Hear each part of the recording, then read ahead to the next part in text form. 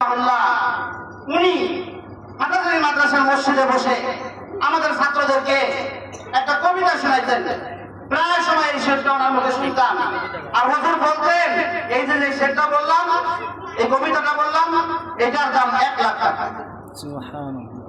হুজুর বলতেন, जिस खेत से दहका को मुयस्सर न हो रूज़ी, जिस खेत से दहका को मुयस्सर न हो रूज़ी, उसको खेत की हर खोशाए गंदम को जला दो, उस खेत की हर खोशाए गंदम को जला दो।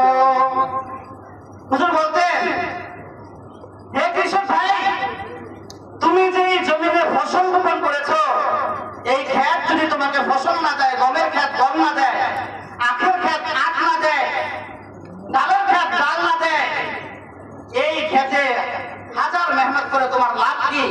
এই ক্ষেতটাকে তুমি আগুন দিয়ে পুড়ে ফেলো, তাকে ধ্বংস করে ফেলো।